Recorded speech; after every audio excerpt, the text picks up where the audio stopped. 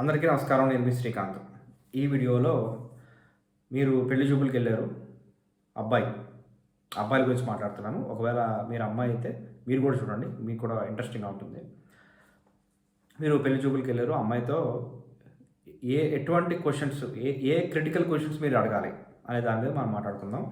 అంటే మీరు పెళ్లి చూపులకి వెళ్తున్నారు, బేసిక్ క్వశ్చన్స్ మీకు ఏవో ఉంటాయి కదా క్వశ్చన్స్, అటువంటివి అడుగుతారు. మీరు ఎలాగో అంతా మనకందరికీ తెలుసు. అంటే మీరు 10th ఎక్కడ చేశారు, ఇంటర్మీడియట్ ఎక్కడ చదువుకున్నారు, లేకపోతే డిగ్రీ, పోస్ట్ గ్రాడ్యుయేషన్ ఎక్కడ చదివారు, మీకు ఏ సబ్జెక్ట్ అంటే ఇష్టం, మీ హాబీస్ ఏంటి, సింగింగా, డ్యాన్సింగా, ఆర్ట్సా, లేకపోతే మీకు జాబ్ చేయాలా వద్దా అనేది మీరు మాట్లాడతారు. అవన్నీ బేసిక్ థింగ్స్. ఓకే. ఇప్పుడు ఏంటంటే ఫస్ట్ పాయింట్ ఏంటంటే, మీరు ఎటువంటి అమ్మాయిని సెలెక్ట్ చేసుకుంటారంటే, జాబ్ చేసే అమ్మాయి, జాబ్ చేయడానికి ఇష్టపడేటువంటి అమ్మాయిని మీరు సెలెక్ట్ చేసుకుంటారు. Okay. That is one critical aspect. అంటే మీ యొక్క కాబోయే ఇన్లాస్, మీ కాబోయే మామగారు ఎంత రిచ్ అయినా సరే, మీరు జాబ్ చేసుకునే అమ్మాయి చూసుకోవడమే బెటరు. ఓకే. దట్ ఈస్ ఎందుకంటే మీరు రిచ్ అనుకుంటారు. ఓకే. ఆయన ఏదో బెంజ్ కార్లో వచ్చినా, లేకపోతే ఫార్చునర్లో వచ్చినా, పెద్ద కార్లో వచ్చాడు, ఇంకా అల్లుడిని ఎలా చూసుకుంటాడో అనే ఊహాగానాలు వస్తాయి. లేకపోతే పెద్ద ఇల్లు ఉండొచ్చు. అసలు వాళ్ళకి అంత పెద్ద ఇల్లు ఉంది, అలాంటప్పుడు అల్లుడిని ఎలా చూసుకుంటారు. సో అది వేరే ఆస్పెక్ట్ అండి. ఆ ఆస్పెక్ట్ చూసి నిజంగానే అల్లుడిని ఎలా చూసుకుంటారు అనేదాన్ని చెప్పలేం.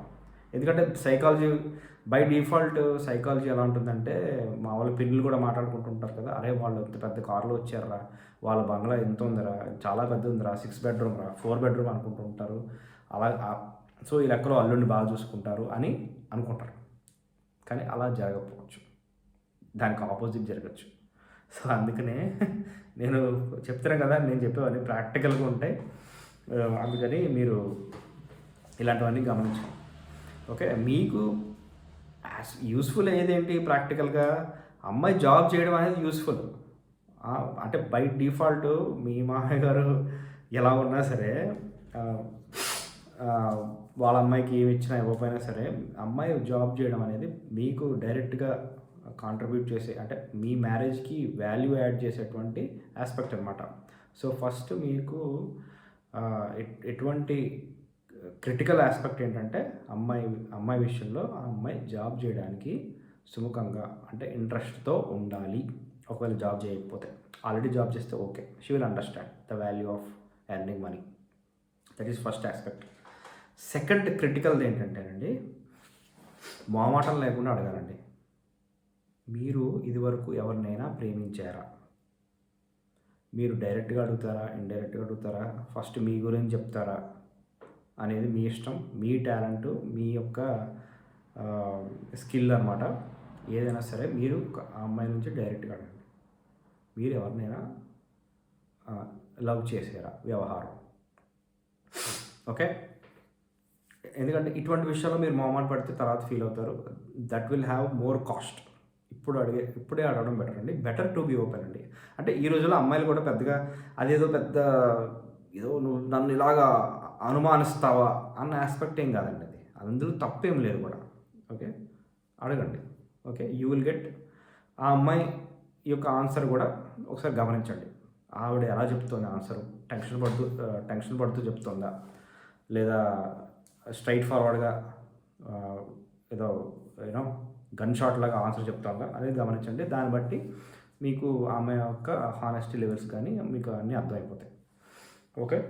నెక్స్ట్ ఆస్పెక్ట్ ఏంటంటే, మీరు ఈలోగా మీకు హాబీస్ ఏంటి, ఇష్టాలు ఏంటి, ఫ్యూచర్లో హస్బెండ్ ఎలా ఉండాలనుకుంటున్నారు, ఈ క్వశ్చన్స్ అన్నీ అడుగుతారు కదా మామూలు. ఇవన్నీ మధ్యలో అడగండి.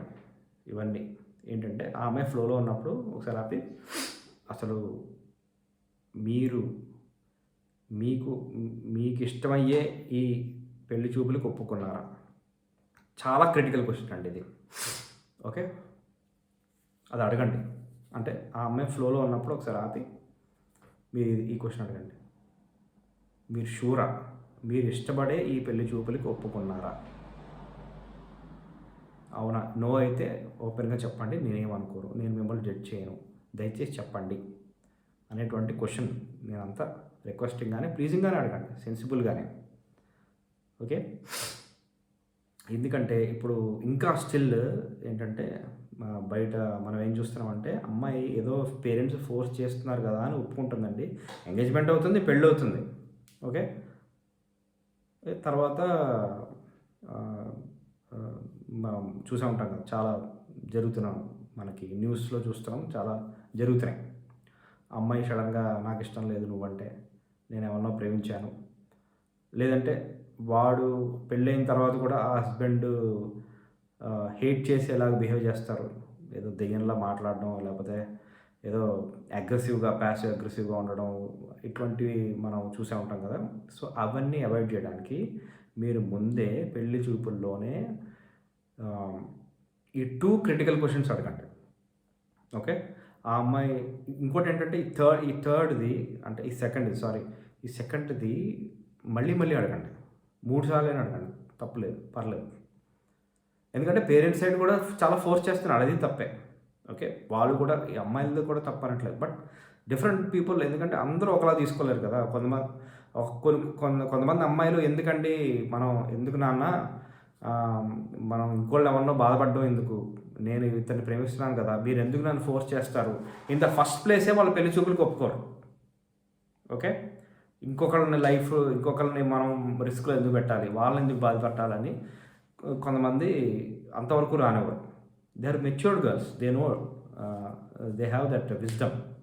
అలాగా అందరూ ఉంటారని అనుకోవద్దు. ఓకే.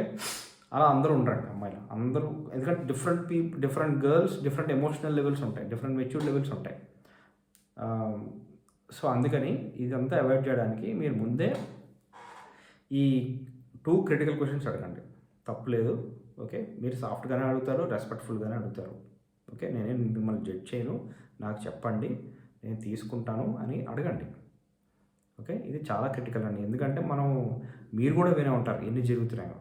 ఓకే. 10 పెళ్ళిళ్ళలో ఈ పర్సంటేజ్ ఎంతమంది ఏంటి. ఓకే. అందుకని ముందుగానే ఈ క్రిటికల్ క్వశ్చన్ అడిగి, మీరు ఆ అమ్మాయి ఎలా ఆన్సర్ చెప్తుంది, షూరా కాదా అని మీరు ఎన్నిసార్లు అడిగారు, ఆ అమ్మాయి అదే ఆన్సర్ చెప్పిందా లేదా అనేది మీరు వెళ్ళిన తర్వాత మీ పేరెంట్స్ కానీ ఎవరైనా మీ ఫ్రెండ్స్తో కానీ డిస్కస్ చేసుకొని then you take a call. Okay. Right. Thank you so much.